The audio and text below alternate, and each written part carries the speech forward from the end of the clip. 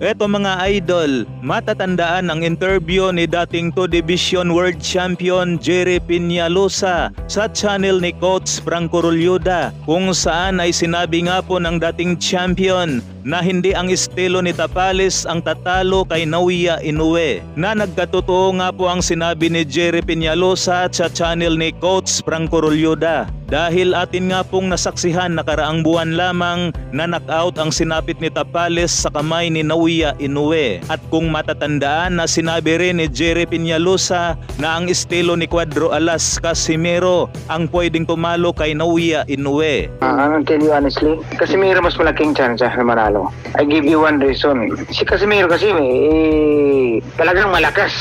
At oo nga raw, malakas mag-risky. talaga. Hindi sigurista. Talagang magipag-risky. Is either siyang bumagsak or siyang makataw. So, compare to Tapales, mas malakas Casimero. Tapales, si Casimero ang willing mag-engage. Hindi pabagsakin mo siya, basta, sa kanya, what if ako makauna, may lakas ako.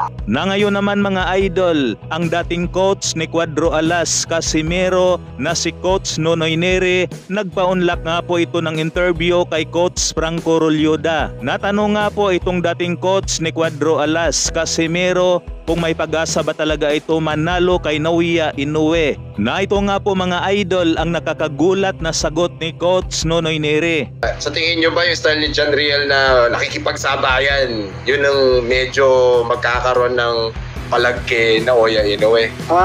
Iba yung John Riel kasi nakikipag-engage yun eh. Ang iniisip ni John Riel, wala nang bukas, suntukan na to. At saka yung John Riel tumatanggap. Yun ang advantage, matapang, tumatanggap ng suntok. At saka yung nakikipag-engage talaga, wala sa takot. Kaya siguro sa mga Pilipino na 122, John Riel ang makakatalo kay Inoue. Para sa akin. Iba si John Riel.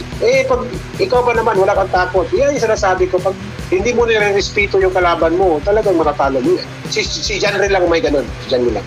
Natanong din itong si Coach Nonoy Neri kung ano ang kanyang prediksyon sa salpukang Naoya Inoue kontra sa dating 2 Division World Champion na si Luis Pantera Neri. Nawala nga pong paligoy-ligoy na sinagot ito ni Coach Nonoy Neri na hanggang 6 round lamang ang itatagal nitong si Luis Neri sa mga kamay ni Naoya Inoue. Yan lamang mga idol, hanggang dito na lang, maraming salamat po.